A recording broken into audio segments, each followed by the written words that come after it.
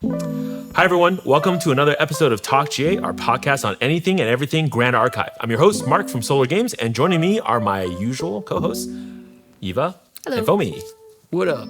All right, co-hosts of this week and every other week, every week, all the time. How are you doing this week? And I want to know, since we're in a new season of Grand Archive, what HVN. decks are you playing now? Me first? Sure, Fome, you're Doing first. great. And Oh yeah, this guy's been 3-0ing locals for the past 2 weeks. I got 2 3-0s in a row. Scam. Because red hair is my new best friend. Oh yeah. That deck is so good. I love red hair. Slotted extremely well into your Fire to Norris deck with unique allies Goodbye and Mortal Ambition. Hasties. Hello red hair. Wow. It's That's so right. good. Yeah. Fire Mortal Ambition with red hair. It's a good deck. So you don't actually run Hasties now? No. Red hair is good enough. It's way better. All right, Eva, how are you doing this week? All right, I've only gotten to play in one locals for HVN so far, just because I've had a business trip and been super busy with work. But so I was looking at my deck list again before going to locals, and I ended up not putting a single card from HVN into my deck. You know what I did instead?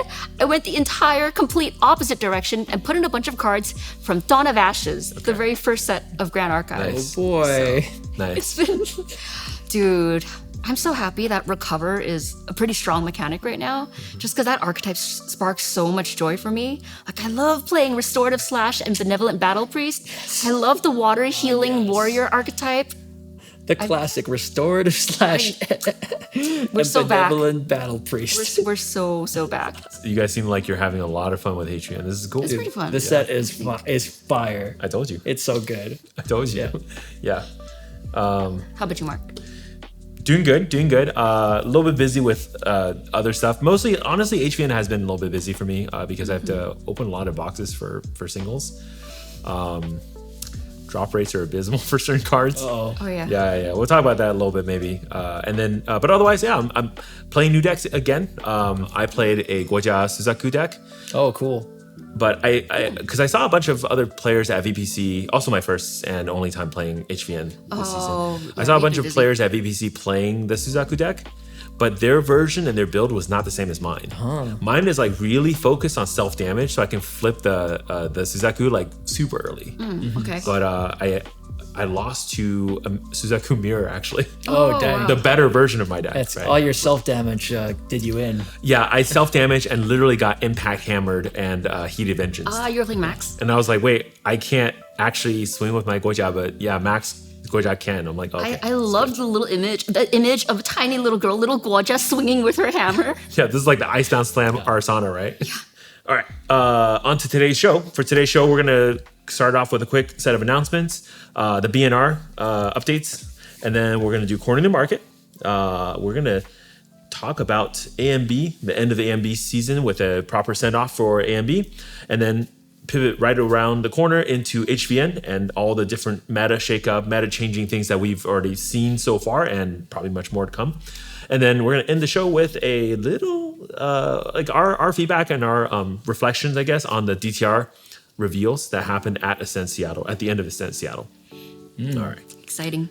Let's start off with announcements. I only really have one thing for this week, which is just the NorCal Regionals. So NorCal Regional has been set. It's going to be done on Saturday, May 3rd at the Santa Clara Convention Center. And so tickets are going to be going on to pre-orders and we'll let you know whenever that goes on sale. All right. Fome, you got us on ban and restricted? Ban and restrictions. Okay. Okay, so we haven't been here for a little bit, Yeah. so I want to backtrack a bit just to cover some of the previous BNRs. So since the last time, for example, Icebound Slam's gone. Thankfully. Baby Gray Slime is gone. Yeah. I think it's going to be replaced with a functional equivalent that's going to be maybe a little bit more limited just to Sylvie. Baby Gray's cousin is what they were Yes. saying the working name Baby was. Gray's cousin, yes. Love that. Sylvie's Baby Gray Slime. Yep. Hopefully. Yeah. It's like Pokemon version of stuff. And also since the last episode, they've errated Scepter of Lumina from Proxy's Vault. So now it can no longer be directly activated from your material deck in a water mirror, and you can no longer draw 2 cards from it. Instead, if you're level 3, you can pay 5 and crack it and draw 1 card. Wow. So it's significantly weaker. Huge gosh. nerf. Huge Fome, nerfs. Fome is so happy. I'm so stoked. that they errated it instead of just getting rid of the card entirely. Yes. Because now he's the only person on this planet playing it. Yeah, Bogxander. I could still do my innervate loops and kill you with Scepter, and no one else is gonna play Scepter. No one is playing this anymore. Are the Wind Vanitas not going to play this card either? Oh, wait. Maybe they would, right? might. Because they have a They, good they That's also true. have that kind of Up and down, yeah, looping yeah, thing. yeah.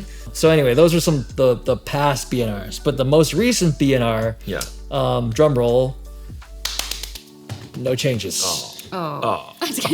No changes. Okay, so that I don't know. Depending on who you ask, might be kind of a controversial decision, as we'll get into a little bit later once we talk about the HVN meta. Yeah. Yeah. Yeah. Yeah. But before that, Yes. we got some. Cornering the market. Ching. All right. Let's go, Mark. Let's go. So We're ready. I obviously keep my eye on the market pretty, closely, but man, HVN has really sent the market into chaos. Yeah. But meta defining cards is our first section. Obviously, this is stuff that everyone already knows, but we're just going to highlight it for everyone else too, and just see how impressive some of these cards really increase in price. Zhang Jiao. Dude, ban this shit. Zhang Jiao is such a busted card. It does everything. Yeah, it does. It does. Yeah, and like obviously most people use it to draw too. It's the new Pendragon and Norm, all that stuff. But the realistic part is this card actually has 4 abilities, right, on enter. So there's so many ways to utilize it that people probably aren't even thinking about. Actually, we saw Kevin use not the draw 2 mode to save himself in one of the games at Seattle too. So it's very powerful. Using the recover. Correct, because you have ways to kind of like, get it's like, what do I need right now? Do that thing. It's really cool, right? You can use the glimpse, the star call. Yeah. All the modes are relevant. No class bonus, no champion bonus, nothing. Yeah. And in our current fractal meta, this thing is just like super easy to activate. Yeah, draw 2, right? almost Always. always, yeah. This card has seen a 250% increase from $17 at release, which people already thought this was a pretty good card, but I guess people didn't know what the right price is for it. But now we're looking at 47-ish, touching 50.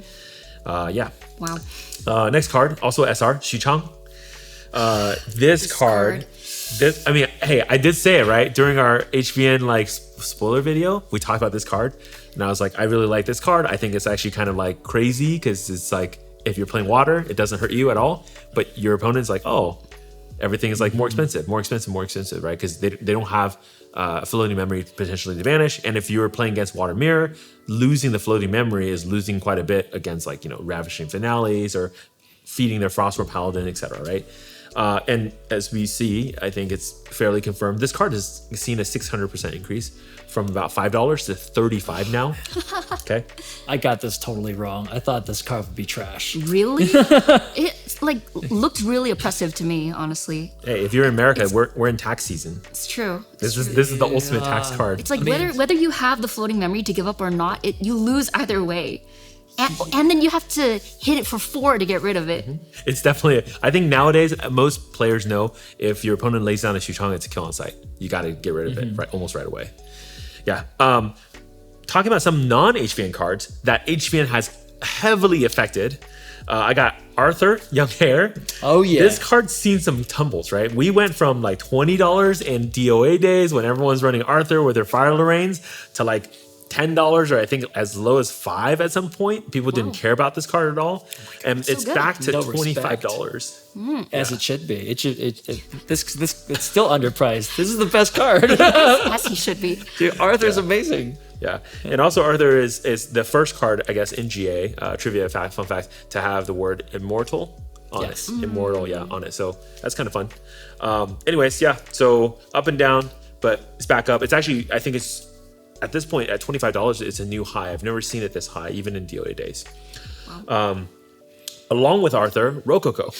Rococo is like after people realize, it's just a fire thing, and fire was not popular during MRC and A and B. This card went as low as $5. Now it's $25. So 400% increase. Played in a lot of decks. It's not just in the fire standard deck. It's actually played in the Suzaku deck as well. The And it's- pings, yeah. I'm sure the Diaochan deck could use it as well. So it's just everywhere. You know, you go low influence, Rococo. So moving on to Rising Stars. So this section is kind of like cards that are kind of already seeing some uptick, but maybe potentially could go higher.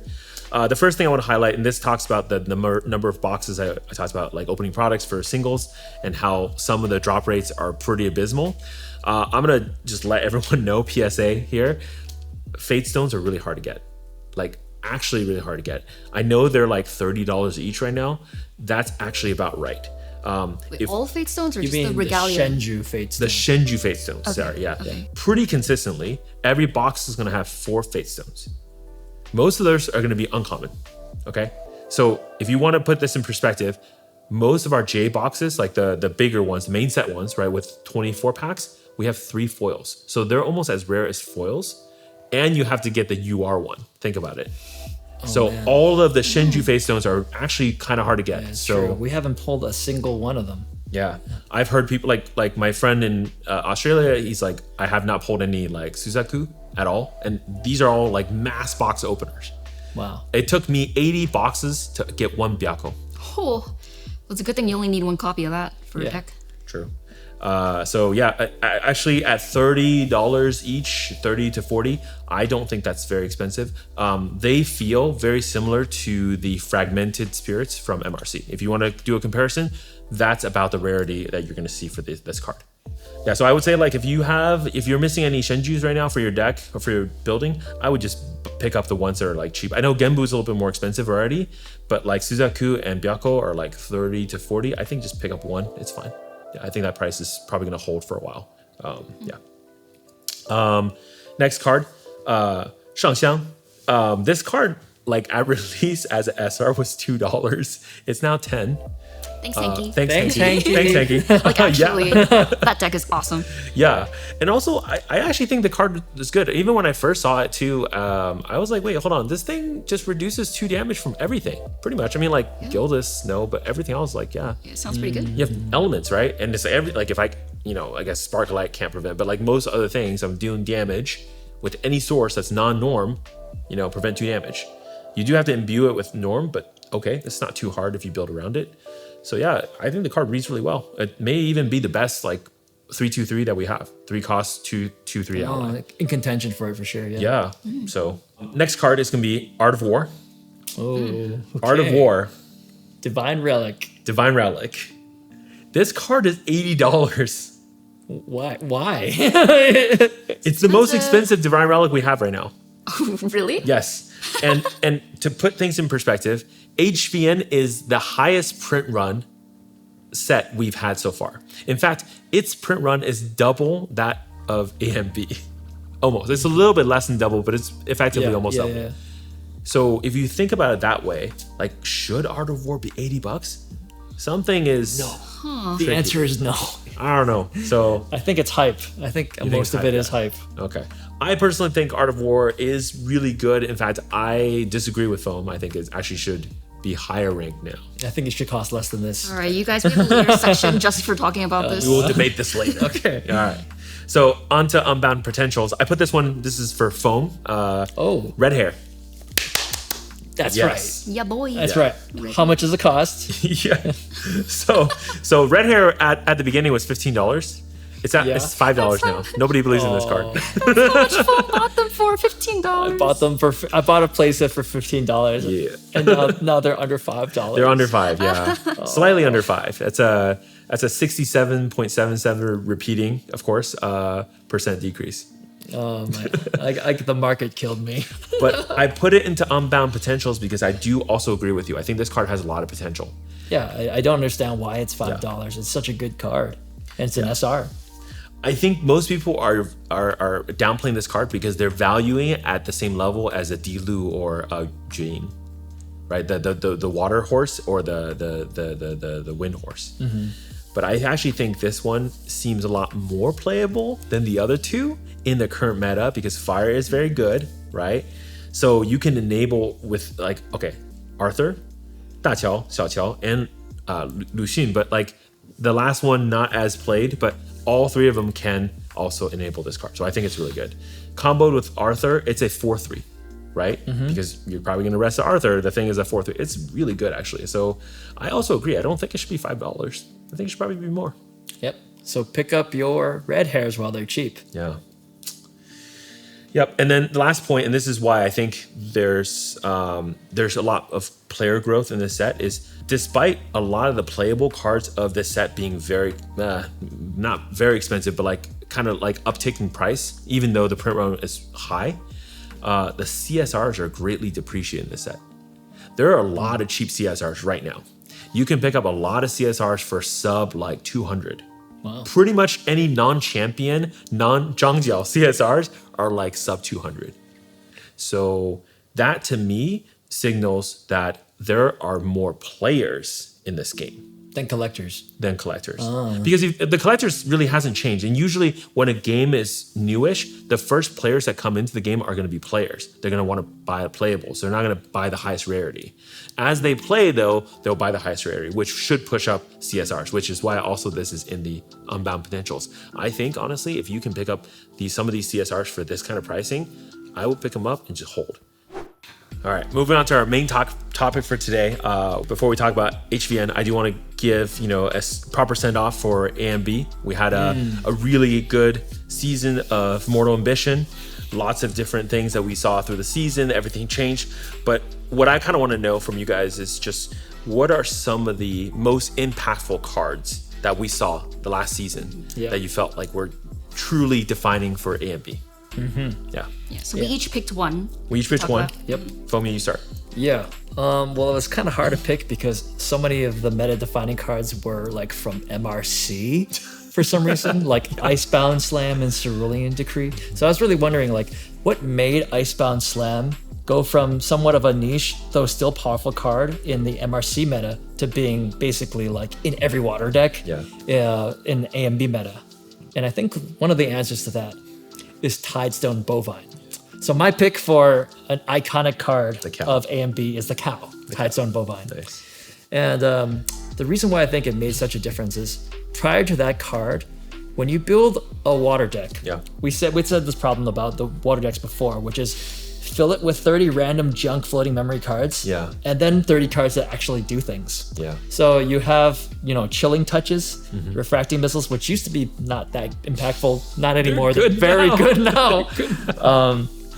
But you would have a bunch of those cards, and then you would have your actual payoffs, like the Frostworn Paladin, that would actually eat the floating memory, give you value, board presence, etc. Tidestone Bovine does both.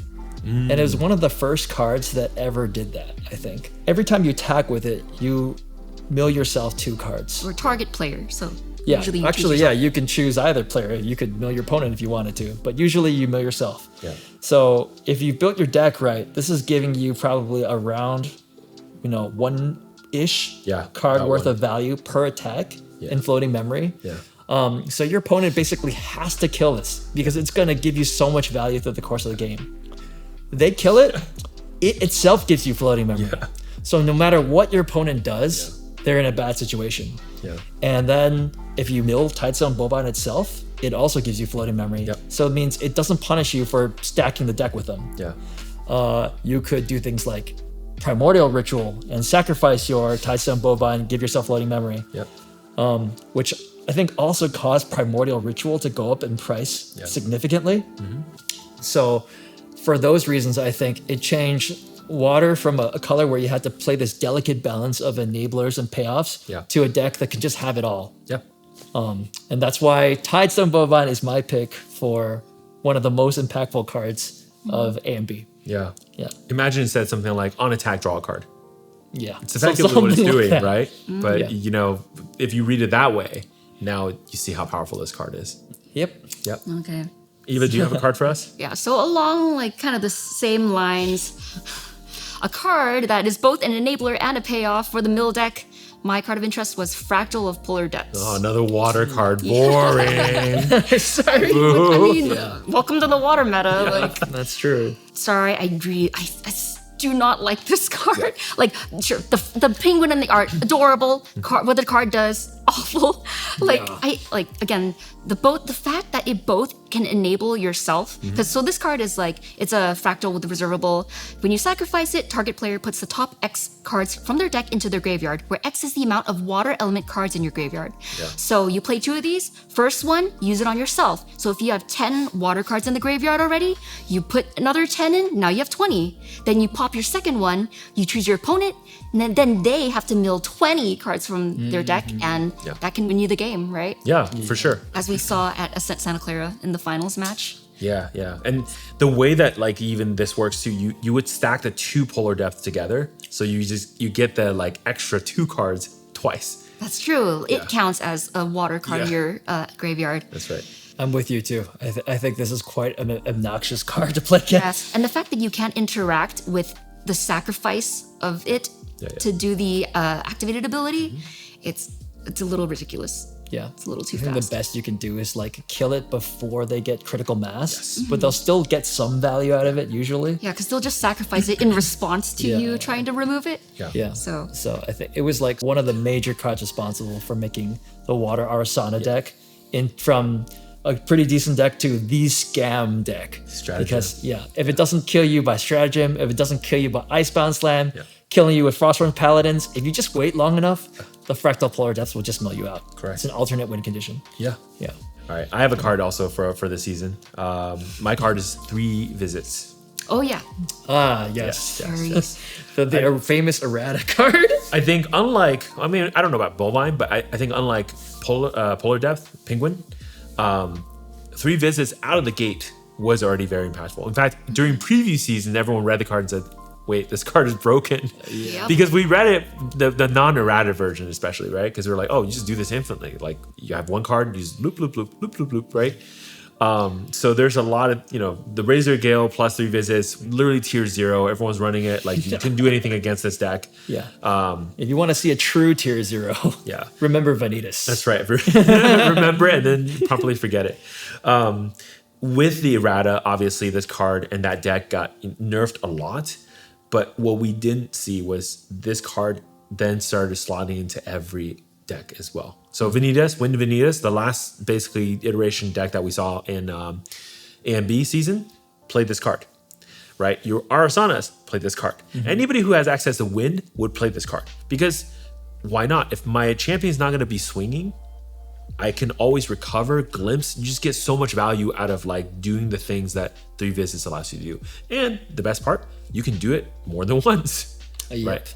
Activate it out of your hand, activate it out of the graveyard, activate it out of banishment, right? So you can use it to counter Nikos. When Nikos try to Ravishing Finale you, or they try to Penguin you, you say, guess what? I'm gonna put 1 card back. That's pretty amazing. Yep. Not milled out. I'm good, right? So it's a pretty good card, just for how much we saw with this card, even with errata, even with nerfing the tier 0 deck, we saw it everywhere. So I think from me, this card is the most impactful. Plus, it also helps that this one is very flavorful for 3 Kingdoms. I think if everybody thinks about 3 Kingdoms, cards, you got the main characters on there, you got a really, really cool story that comes with it. The card behaves the same way that the story did. You have to visit Koming's house 3 times, right? So I think it's bow to your guests. Yep. You're the rest of your champion. It's cool. That's right. Yeah, it's good stuff. Good stuff. Those are our picks for the most impactful cards from A and B. What do you guys think? Do you guys think we got something wrong? Did we miss a card? Let us know in the comment section below. But without further ado, Razor Gale. yeah, we're gonna There go. are a gazillion of them. Yeah, there's a lot. Yeah. But without further ado, we're gonna go right into Abyssal Heaven, our newest set. And we've already had a major event that happened just this weekend, Ascent Seattle. Eva, tell us about Ascent Seattle. Yeah, so Ascent Seattle, it's kind of crazy that we had a major event only 1 week after HVN's release. So all the players have been scrambling and hustling to throw their decks together and figure out the tech or how to beat the tech. Yep. Props to the grinders. Yeah, so unfortunately none of us could make it out there, but it was really cool to see just like online how many people showed up for this event, in person and on the stream. Like I think 288 people, players in person, and then over 900 people on the stream, which is a lot more than I'm used to seeing on Ascent streams. So huge props to the community for Game growing. is growing, yep. And the algorithm for picking up the video, probably. Oh yeah, I saw in the chat. They're like, "What game is this?" Awesome. Yeah. Hey, join Like us. this is Grand Archive, Welcome to GA. anime TCG with Western game design. Cool. But yeah, okay. So the standout decks from this event, we had Fire Diao-chan, Fire Guojia, Fire Xander, Wind Luxem Xander, which I was really pleasantly surprised to see. And of course, everyone knows the breakout deck of the event was Water Diao-chan with Fractals. Scammed again. Yes. Scammed again. We'll never run water's from water still here. scamming. This deck stays at level 1, plays a bunch of fractals, Yeah. plays Burst Asunder as its win con. Yeah. That's the card where you sacrifice as many fractals as you want and then deals 2 damage for each of them, and also does 2 damage just without sacrificing any fractals. It also uses Zhang Jiao, as you mentioned earlier, to draw 2 cards. It was 30% of the top 60 for this event. Yeah. They recently changed the rules so that instead of it being top 32 that makes it to day 2, it now depends on points. So you get a different amount of points depending on if you win, draw, or lose. So now it's if you get 18 points or higher, you make it to day 2, which is why this event had a top 60 because there was such a huge turnout. Yeah. And it's 18 only because we had over 200 players. Right. If it was sub 200, I think it's 16 points or okay. 15 points. I forgot the exact total. I think it's 16 points was the break. Yeah. Yeah, and then this deck was also 3 of the top 8. Oh man. So it was pretty relevant, but not as bad as Win Vanitas was during Toronto. Yeah. Yeah, I'm disappointed. I thought it'd be better than that. Only 3 of the top 8. Come on, guys. Come on, guys. At least like, I don't know, 6. Yeah, everyone was telling me this was like unbeatable new deck. Yeah. It was kind of what we were hearing whisperings of. Okay, so yeah, 3 of the top 8, 30% of the top 60. Yeah. It was definitely one of the most dominant decks, to the point that some players were coming in pre-teched or pre-sideboarded just to beat it. I think there was even like a deck that was just like all about beating the Fractal deck. Hanky the Goat. Hanky the Goat. Hanky, yeah. He's the goat for a reason. Yeah. That's right. Can we reenact our reactions to watching Hanky play this deck on stream? Because nearly every single new card he brought out blew my mind. Yep. Right? Okay, so, oh my god, it's Hanky the Goat on stream. He's gonna play some cool, sick fire deck, Yep. right? He's the fire Sylvie. Spirit of Water. Okay. Okay. Yeah. Good. I was Okay. like, he went to the dark side. He's playing the Jiao He's Chan playing- deck. He's playing Down, fractals. down, Yeah. Wait, Dawn of Ashes? Dawn the of domain. What? This is Norm deck now? And then, what ally is that? Zhang? Wait, we've never seen like anyone play that before. Yeah. Yep. Wait, that's a pretty good ally. That's pretty cool. Did he play Zhang in that deck as well? I think he did. He has to, yeah. Yeah, and like Gildas and all the good Norm cards, including Academy Guide. Yeah, Okay. Why? Huh? All right. Nice. Just for that one free level up to level 1? All right. I mean, I don't know if he goes to any levels besides level 1. Is it just literally to level up to level 1 for free? Because that's wild. And then he levels up Arasana? Yeah, I Wait, was this so is an confused Arasana by deck? that. So we were debating like, okay, why Arasana? So does he need the herbs? No, I can't be the herbs. Like surely he's just playing Arasana for Polaris Cauldron to like get rid of. Yep, I thought that's what reason. And then he plays fucking like automated gardener Yes. to gather.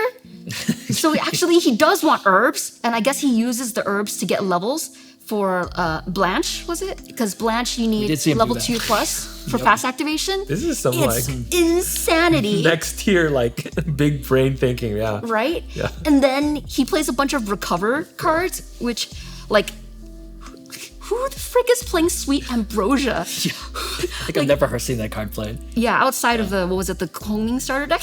Yeah. So interesting. Yeah, oh, and Zhang Jiao, like you mentioned. Yeah. Novice Healer being Yeah. meta right now is pretty cool. Heavy hitters like novice, like Novice novice healers. healer. Oh That's boy. right. Yeah. And then, oh my god, besides Sweet Ambrosia, the other thing he pulled out of his material deck that shocked me, Hairpin of Transience, just to give 3 Wither counters. Yeah, I guess Like, it turns out when you're being that heavily taxed, it's actually hard to pay for the Can't pay for it. So Yeah. many taxes. Wow. It's wild. Oh, and also Shuchang, the Shuchang, yeah. Frozen Citadel, was it? Correct. to make them pay even more. That's right. It's so Keep much. paying. This deck just has everything, but it works. Yeah, It works. Incredible. And then I think they had a post-game interview with him when he was like talking about his thoughts into building the deck. Yeah. And it's like, well, I wanted to start it off with a Dawn of Ash deck to tax my opponent. Yeah. But then I also was like, I wanted to beat the fire deck, aggro deck, so I added a bunch of healing stuff. Yeah. And then I ran with it, basically. It's like, very cool to see him do so well with it. Almost got into top 8, I think not quite, Not but quite, it was yeah. still a really great showing. It's cool. Yeah, it's just really cool to see some of these like anti-meta decks. People trying, like you were saying, right? They're teching so hard against like a deck that we've never seen before. Yeah, it's like as if they knew that this was going to be the boogeyman of the format. Yeah. Yeah. So anyway, so speaking of that deck, the toxic water Diao-chan, right? So they had the BNR today. Everyone expected something to get hit in that deck. Yeah. I think probably the most likely candidate would have been Burst Asunder. Burst Thunder. Mhm. Yeah, because this is the main win con of the deck that allows them to quote unquote scam the opponent on turn 2 or 3, probably turn 3. Yep. But yeah, people were saying like, yeah, that card should be just outright emergency ban, not even category 1 or 2 on the BNR. Other people were saying, hey, it should be errated, maybe like so that sacrificing your fractals has to be a cost. But nope, that's not how it works. And I gotta say, I highly disagree with any erratas to that extent. Like erratas that like fix the mechanic or change how a card fundamentally works is hyper cringe. Omega cringe. Omega cringe. I never endorse it. But yeah, nothing happened today. So Nothing happened. I want to turn it to you guys. I mean, what do you think? Okay, I can just bring up one point. Is I actually think it's kind of interesting, but this deck did not debut at Seattle.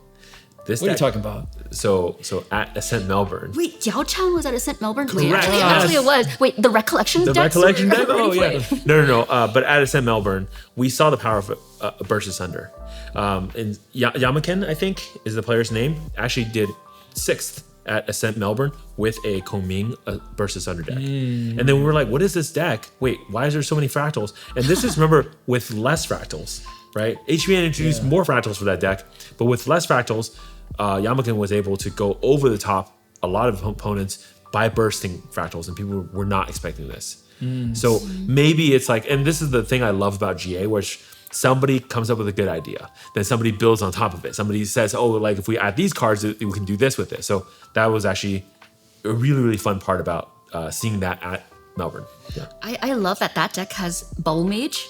Because Bubble Mage makes it dagger. so that your opponent takes +1 damage for each like instance of damage that would take, and each of the fractals like shoot you for 2 originally. Now they're shooting for 3. Yeah. Eva, what about like you? What do you think about the ban? Like, how do we fix this situation? Is there something we need to fix? Do you think it should be banned? Interesting. I'm gonna say I feel like it's too early for me to have a strong opinion either way. But I will say that as soon as we saw the top 8 revealed, and it was 3 of the top 8, I thought like, yeah, it's very unlikely that they're gonna ban this card. But I did think maybe they might consider putting it on category 1 just as like an acknowledgement of how concerned some people are. And I will say, like, I can kind of see why people don't like playing in Fantasia metas, and we've been in many of them just for like the past while, you know, starting from Razor Gale, which is a Fantasia, and then like the Fractal of Polar Debts, and now Burst Asunder, because it's really annoying that you have to go out of your way to play Fantasia removal that most of the time doesn't even help your own game plan. No. Right? No. Because, like, sure, when ally decks are really strong, it's like you usually have ways of dealing with allies because they're so prevalent. Like Ghost of Pendragon, sure, it's a really, really strong card.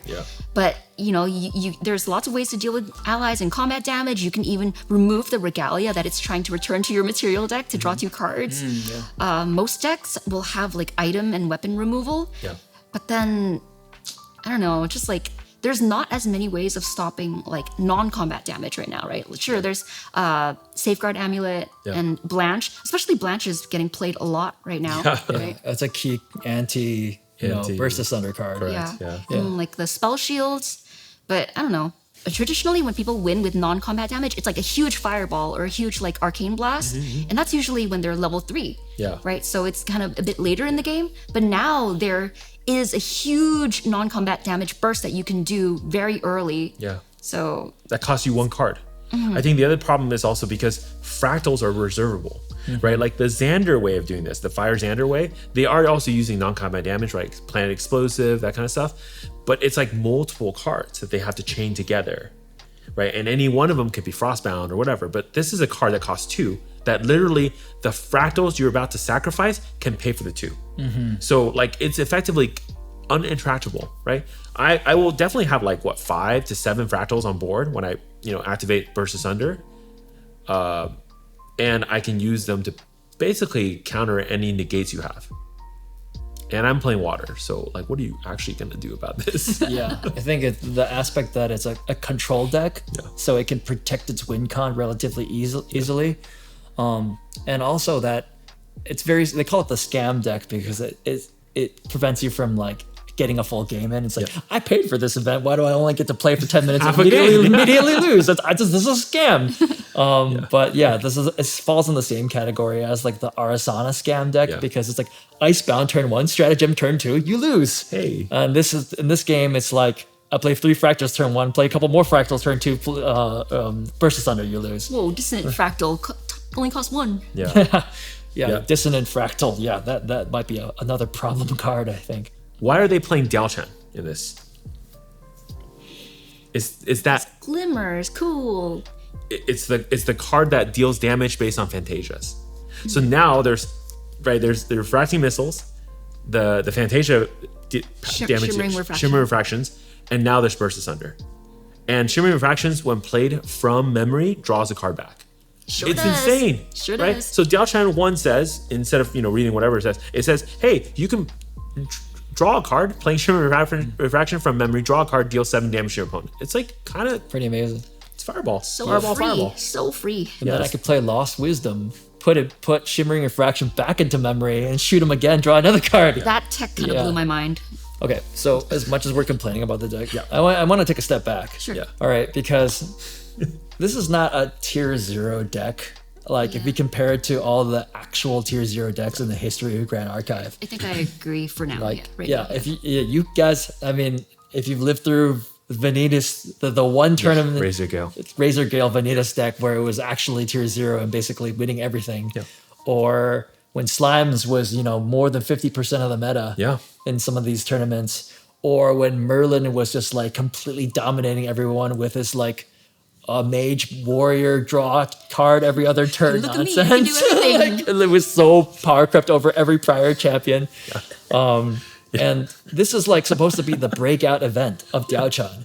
This is the deck where it's supposed to come in and people are the least prepared for it. Of course, people have been teching, so they the good players are prepared for it. But this is supposed to be where it's performing the best it'll ever perform. That's true. Before everyone starts teching against it. Yeah. And yet it's like, it's doing well, but 30% of top 60 is not crazy overwhelming. 3 of the top 8 is not ridiculous, albeit it's quite good. So I think that is an argument for why maybe they decided not to change anything in the BNR. But my favorite part of the deck is that water mirrors can actually finish on time. Yeah. For once in this game's lifetime. Yes. And I think that's a breath of fresh air in some sense. Says the guy that runs Fog Xander. Okay. The game. I'm Spell Shroud. I'm Stealth. You can't win. You can't beat me. Like. I guess that's true. I think it's great. I think it's awesome that I as the fire player don't have to get every water player their lunches now. They can get my lunch. Because their games also end in like 15 minutes or whatever, so we're good. Is that cool? Good game. Let's go get a coffee. Like coffee and sandwiches. Let's go. That's true. I at least feel like Burst Asunder is more interactable than like Fractal Polar Depths, where you literally can't do anything about them, sacrificing it to do the activated ability. Can't really do anything about your deck being milled out unless you're playing 3 visits. At least this is damage, so if you can get your damage prevention through, hopefully you can. Or if they don't kill you, you try to recover, later. There's technically Yeah. things you can There's play. do at least. Yeah. We'll see how it unfolds in the upcoming meta. I like it. I think we should. Necessity breeds innovation. That's right. I want to see your innovation, guys. Who's gonna come up with the best deck to beat Water Diao-chan? Who knows? Hanky. Hanky. But yeah, we'll see how this meta unfolds.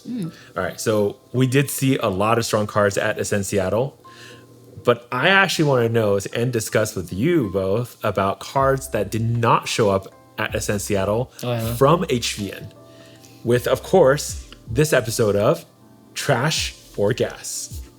Trash or gas? Is this card trash? Is it gas? Fome, do you have a card for us?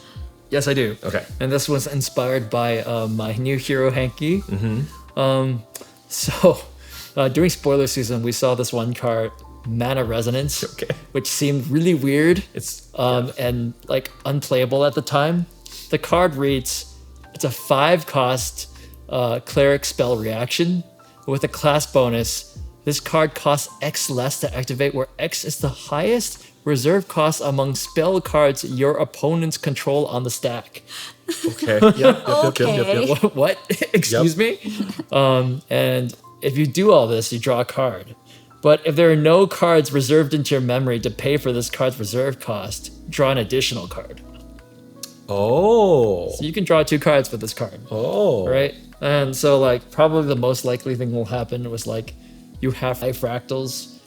Yeah, I mean it's already high rolly. You tap your 5 fractals, you didn't reserve any cards to play this card, and then draw 2 cards.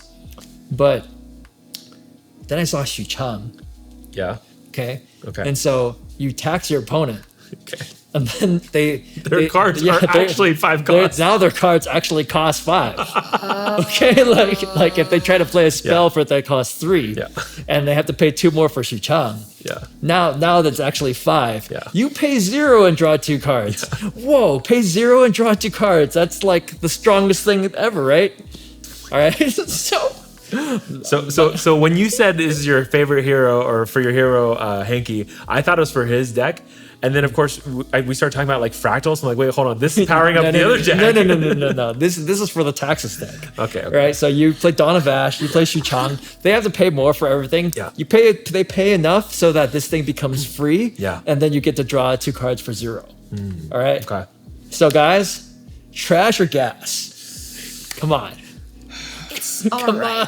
Come on. I think it's mid. All right. Mid at best. Draw 2 for 0. That's broken. Yes, it's broken. So many hoops to run through.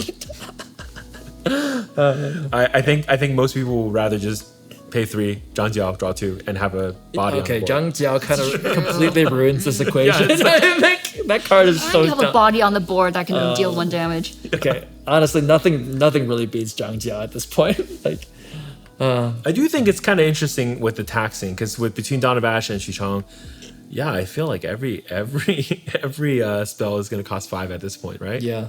Fracturize. No, I'm going to draw 2 on that. My biggest problem with this card is that it's only for spells. Yeah. That you get this discount. Yeah. Because I was watching the stream, and because of Xu Chang, Henki's opponent would like spend every turn being like pay 5 for Frostborn Paladin Pass. Not a spell. Not a spell. Not a spell. If Not it were a a spell, I'd be like, oh, you play Frostborn, I draw 2 for free. Nice, yeah. But that I think is a pretty big restriction. Yeah. So as much as I want to say this is total gas, I think it's actually Trash. trash. Trash. Trash. It's actually trash. All right. Who's next? Okay, so Surreptitious Scheme. What did you guys think of this card? Oh, 'Cause- it's the anti-Merlin card. They Yes. hate Merlin so much. They print a card. Anti-Merlin It should just card. say class bonus. Sorry, your opponent class bonus, Merlin. If they're playing Merlin, this happens. I'm like, oh, okay, great. Have fun. If your Card opponent is sucks. playing Merlin, slap them. Yeah, it's a total trash card. Get rid of this. So I remember we saw this and we were like, why the hell are they printing Merlin hate in HVN? Like, Merlin is not even oppressive anymore. Yep. We needed this back during like FGC. They should have like Proxia's vaulted this during FGC. I'm just kidding. We haven't seen a Crux card for years, okay, guys? What do you mean? You had a ethereal slime.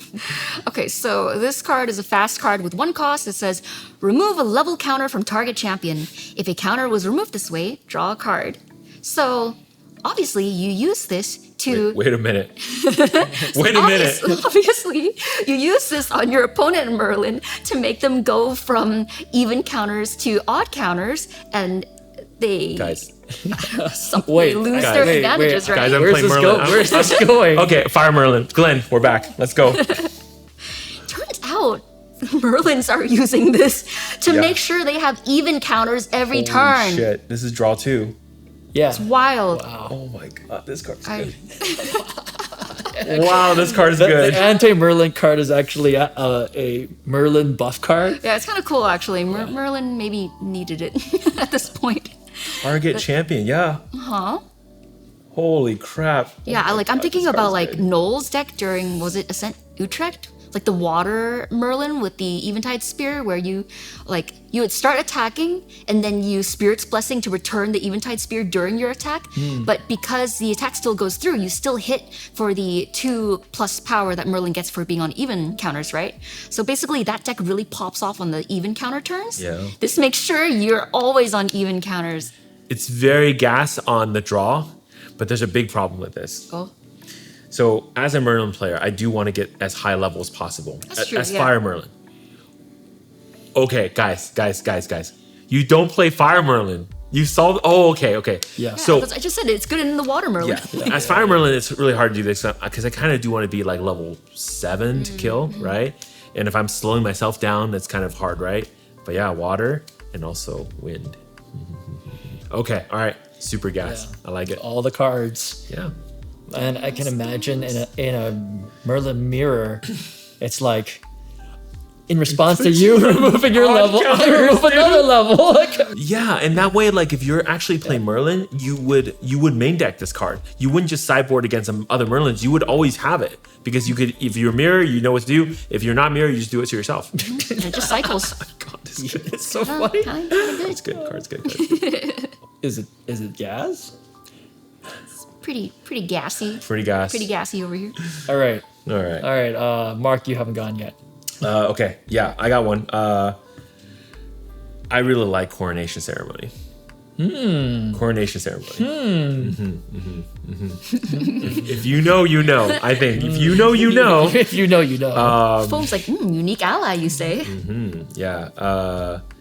This card's really good because if we think about what the current meta is, I think actually the funny thing is because Versus Under didn't get touched at all, this card is more than ever super powerful. Here's why. We know right now the one way to kind of clearly counter the Versus Under deck is to play Blanche, right? But if they activate, let's say Versus Under, you activate Blanche Fast Speed, they look at the situation, they just say, okay, I don't sacrifice any fractals, Yep. I kill your Blanche. Yep. Right? And then the next one will go through, or maybe they can do like a refracting missile on top of it. Okay, now all the damage is gonna go to you. But if I Coronation Ceremony my Blanche, what are you gonna do about it? It costs 1. Oh, so Well, it is 'cause a target's unique Blanche. ally. Yeah. I just sit there like, hey, Spell Shroud. Have fun. I'll see you next turn. I do like that this says target unit, so you can also use it on yourself to save yourself if amazing, you have to. Yeah. It's the other way. Yeah, exactly. 3, use it on yourself. 1, use it on Blanche. Maybe you're saving your red hair or Lubu, also fine. Like a lot of different things you can put this on. And Spell Shroud is a pretty good keyword for sure. Yep. A lot of spells right now. Correct. You can put this on your deer too. Yep. If they want to kill your deer, they can't. They Shimmering Refraction your dude. You play this, they don't draw a card. Correct.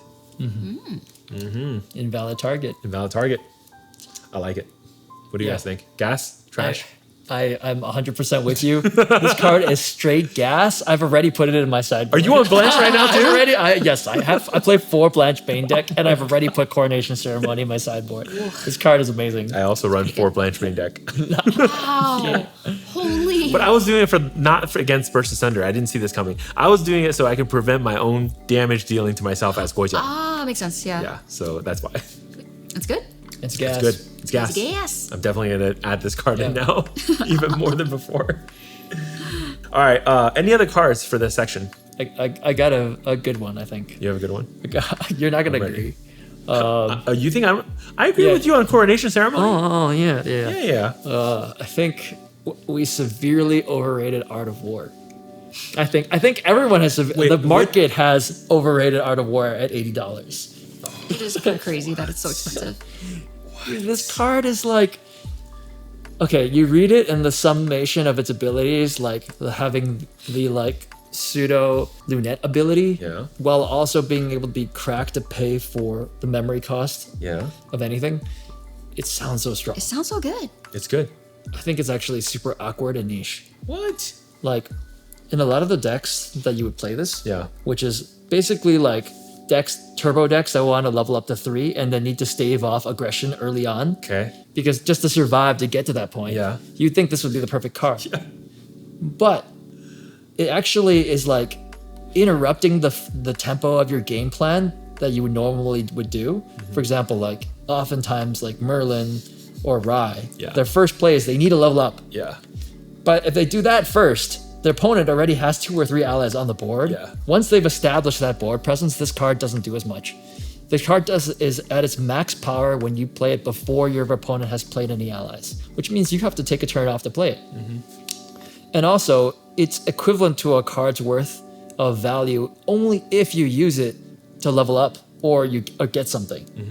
But if you have a DG, sometimes you just need an extra card so that you can like play the DG and then still have enough cards to play your follow-up play, like a Pendragon. It doesn't let you do that. So I think because it's so disruptive to your game plan in a lot of these decks, it's actually trash. So you're not using this to pay for your level 2? So I mean, you could. But what if I told you everything you just said is completely wrong? Okay, well, All right, young Padawan, let me show you how you play this card. so everyone's just playing it wrong. Yes. I actually think this card is super aggro. Super aggro? Yes. Yeah, I don't think it's actually. So I haven't tried it in the level 3 deck. I would like to try it and see. I don't know yet. I play this in my Suzaku deck that only has Guojia 1. I don't go to Guojia 2 or 3 in this deck, right? I play Art of War.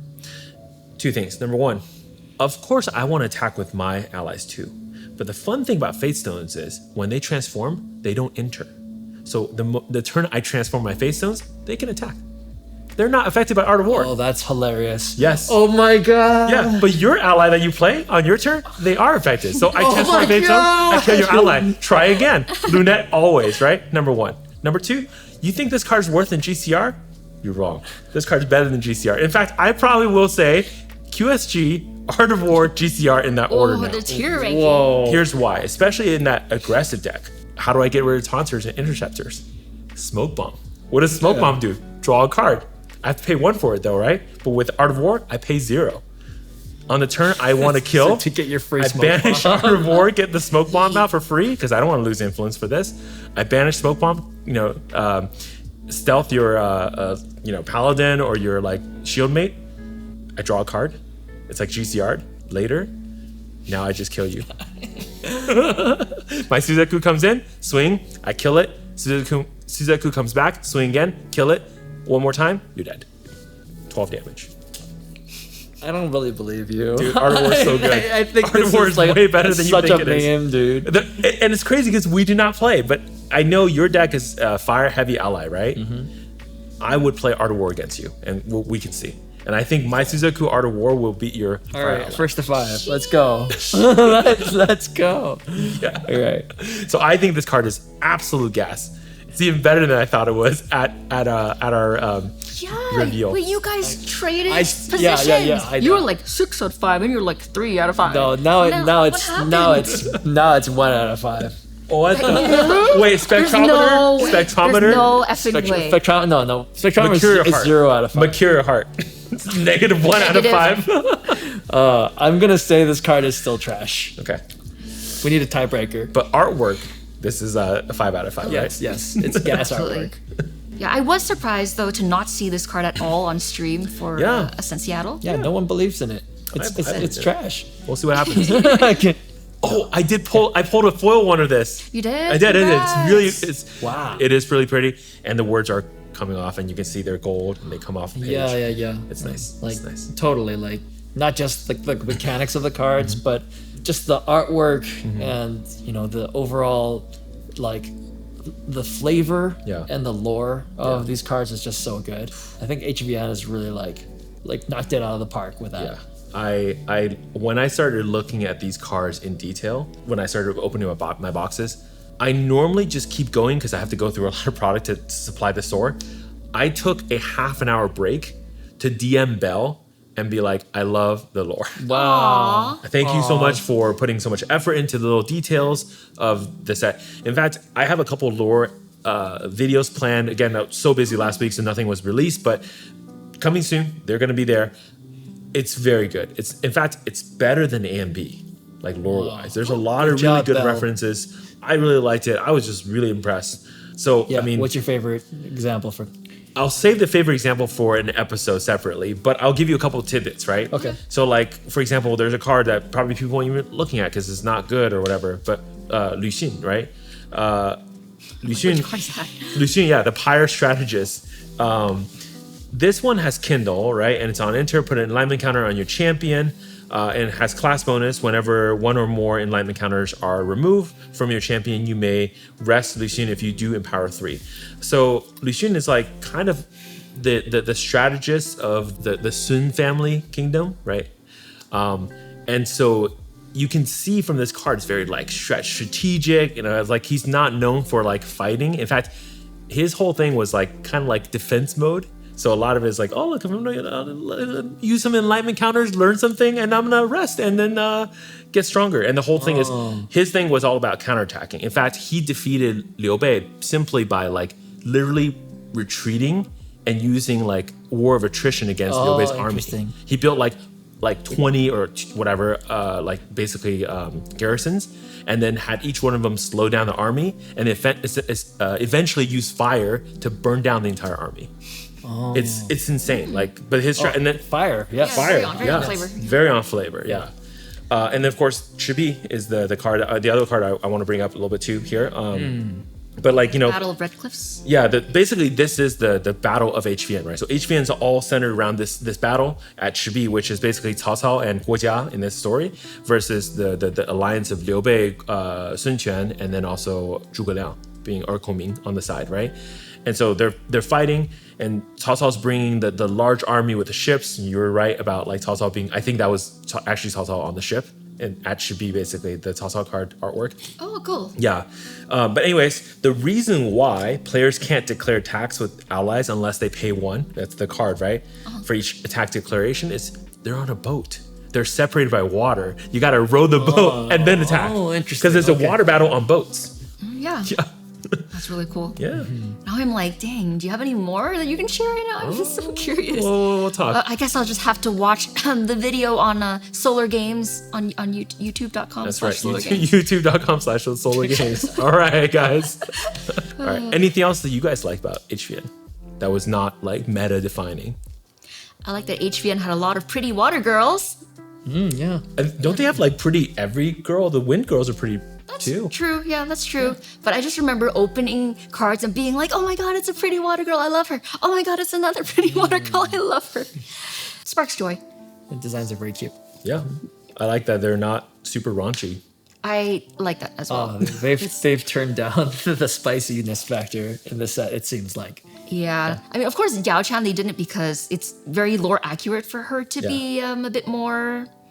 Look, she's the great temptress. Yes, Like, exactly. if she's not actually like tempting to look at, then you're not. Very- Then very I'm true. then I'm It's a good like, point. hey, minus on lore. Then She's doing her duty. she's doing her duty. Yeah. That's right. But otherwise, very love the, Tasteful. yes, the tastefulness of this. I love scenery. So this set true, and yeah. also last one has a lot of like domains and these battles, right? I guess they're all domains actually. But Xu Chang and like Jiang Ye and Bai Di, like there's a lot of these like scenery. I love those kind of artwork. That's always my favorite in GA. So like I remember like I love Camelot as a card artwork. Cool card. Yeah. Before, yeah. So I'm also really digging the artwork too. Color's good. It's a sweet set. I love HVN. Yeah. Okay, all right. That's a lot of discussion on HVM, but there was also something that really exciting that happened at the end of Ascent Seattle. We finally found out what DTR stands The for. whole DTR Yeah. stood for. What does it stand for? Obviously, down the rabbit hole. Right. Oh, wait. Define the relationship. Define the relationship. No. Down to Rumble. Down to Rumble. Down the rabbit hole was really close, actually. I thought it was really so close. obvious. It's unflavored too, and I guess they showed a silhouette teaser right before they announced this, so everyone was thinking it would be something related to Alice in Wonderland. So obviously it's down the rabbit hole. It was okay. a very obviously like a man with a rabbit mask. And at Ascent Seattle, apparently everyone in their admission bags had a mysterious rabbit mask in it, and no one knew what it was for. Mystery. And so obviously we're like, okay, DTR, down the rabbit hole. No. But no. Nope. It's actually distorted reflections. Distorted Very reflections. edgy. All right. Very on brand cool. GA. All right. I still love it. I think it's really Anime, cool. guys. Yeah, Anime. anime. Yeah. All right. But people were right. It is a kind of an Alice in Wonderland inspired set. Maybe a mixture of that plus Magical girl. magical that's- girls, yes. Maho Shoujo. I'm so That's happy. right. And they revealed two of the new I think maybe there will be just two new champions, but At least two. At least two. So these are the two starter decks. Oh, so there's they, more. they revealed the face champions of the two new starter decks Got it. for Distorted Reflections. These are so cool. Okay, first one. He's not excited about this at all. These are so cool. Okay, HVN who? I love my boys. Okay, yeah. I only play boy champions. So I played Mordred, Xander, and Tony. True. So now we got another boy. He has never actually played. Have you played Lorraine? I played it for Like one time. once or twice. He was like, that was just a phase. I grew out of it. But we got another guy. Yeah. Okay, and he's a really cool guy. He's a pretty boy. He's really handsome. I my like goodness. him. Oh my goodness. Yeah. All right, we got CL, Mirage's Grave, the Butler, The butler. suave ikemen butler with a fancy sword. He's a Fire Umbra Guardian. Yeah. Guardian. Okay. Yeah, so we finally got our Black Butler archetype in the Grand Archive, Okay. and I'm definitely gonna main him. Yeah. He's an Umbra. This is Yeah. why Carter's going up. Okay. Sorry. Oh yeah, Carter. Yeah. Are the prices going up right now? Carter's like 60 again. But like his design is so freaking sweet. Yeah. He's kind of has that like mischievous smirk about him, so he's like kind of looks like not straight up evil, but Yeah. maybe morally ambiguous. Maybe he's like an anti-hero or something like that. Yeah. He's Umbra. His description was like, his true power is only revealed when his mask is donned. Yeah. So maybe he could be extremely chuny Yeah. with all of his poses. Tuxedo Max, dude. Tuxedo mask. Oh my God. Wait, what if he's a double-sided card? Like one side is maskless and one side is Mask on! Mask off! Mask on. What the Mask off. Wait, yeah. What if you can just like transform back and forth at will? Yeah. That's kind of cool. Yeah. Double face champion. Yeah. Double face champion. Could be interesting. Double face champion. Uh-huh. Oh, okay. But yeah, Wow. his design is just, yeah. I can't wait to see what his mechanics look like. And that sword too. It's like, Oh yeah, sort of it's like a big ass broadsword, but it's like a very intricate, ornate sword that kind of looks like a clock hand. Yeah. Yeah. Of course, because the White Rabbit in Alice in Wonderland always has like a stopwatch. So. This is the rabbit. Yep, Yeah, he's the he white rabbit. represents He's the the white rabbit. The rabbit is devious. Yeah, but he's a hot, sexy True. white rabbit. True. Yeah, True. Okay. yeah. All right. Well, let's see if as he levels up, does he get more clothes or less clothes? This is probably going to be deciding factor for how much this CSR goes for. I'm waiting for the 2B version of this card. OMG. All right. Okay, we also got our second starter deck champion reveal. Yeah. And this is a return of a previous champion. So we got Diana, Diana's back. Moon Piercer, Piercer. coming back as a Water Astra Ranger. Oh my right. God, magical Wow. girl, Diana. She's come back from the brink of, darkness from the abyss, and now she's, she fights for for justice, For good? for good, or in something. the name of the stars. In the name of the stars, in the name of love, aro shuto. Wait, Love, this aro is shuto. actually Fatal Love, aro Limit. shuto.